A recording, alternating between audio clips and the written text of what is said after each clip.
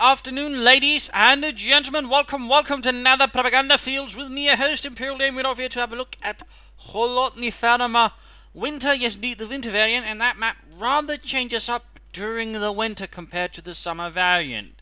I mean, just here, for example, this part not quite so open. There's a lot of deep snow which overall impedes movement, in particular around here. For example, there's some nasty spots here as well. And that's definitely something to keep in mind of here on Kholodny Ferma Winter. There's already the deep snow.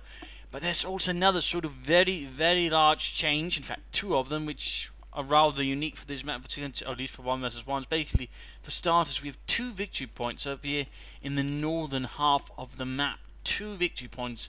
Usually in a 1 versus 1 map, they're sort of spread out more like on a line, for example, they're sort of more across the map. But right here, 2 of them, that is 2/3, are like here, so close to each other up in the one part of the map, close to a few parts as well with the building. I mean, in that regard, you know, that does make the northern part of the map that more important sort of to hold compared to the south, which got 1 feud point and 1 victory point. So there's definitely a noticeable difference there in terms of how the map is sort of balanced. Also, very unique thing as well is there's only 1 munitions point here on this map, and that's straight in the center here by the central point. That's also quite unique in that most other maps only got, well, they've got 2, but this one only 1. So that also tends to create some fighting around here. It certainly does make munitions caches important for the one who doesn't get the munition point. And so you got the truck here, which generally tends to get wired off by one side or the other, though usually the western player tends to wire it off to prevent the eastern player from sort of getting to it. So that's a little something there to keep in mind as well. So all really have some things. I mean, there's a lot of buildings sort of scattered over the place, north and centre, but in the south there's this shed, and well here, but not really directly in the south. It does make things a bit here harder for the infiltrator troops to sort of make anything around here. It also means this place is probably more suited to, for example, the Wehrmacht.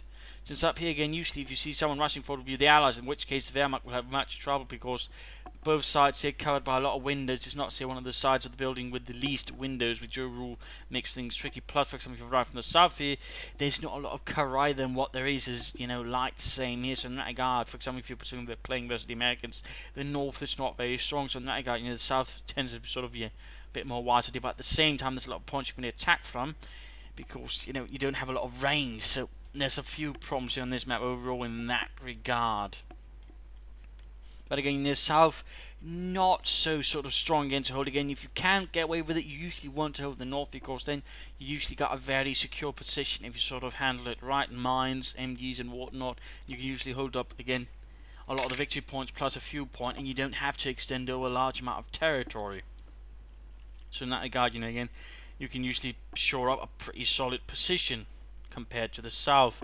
And that also means, for example, you can end up in a pretty awkward position. For example, you end up holding this and this or that. I mean, you'll generally have to hold a lot of territory, and again, hold the points here as sort of far away sort of amount of, you know, territory. So it also makes this a bit more awkward, and again, you generally need the 2 northern points to sort of have a secure win. Otherwise, again, you will find yourself rather extended across a large amount of territory. So there's also a bit there to that map in that regard. Again, it's a very unique 1 versus 1 map, and not the usual kind of stuff you'd see in most of the other maps, to be honest.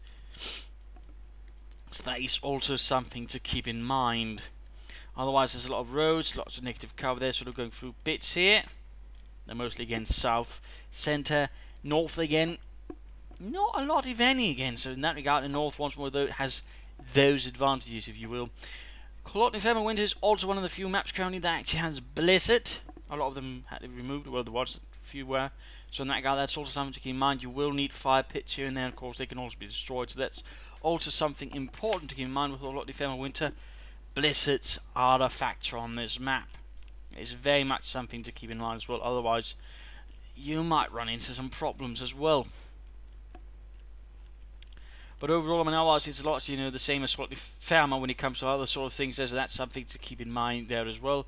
And overall, I think that sort of largely covers the important points here for Kholodny Ferma Winter. So hopefully that will help people get this map a bit better and hopefully fight better on it. So thanks for all for watching. Hope you enjoyed. Hopefully you got something out of it. And see you all another time. This is Bill Dane saying cheers. Bye.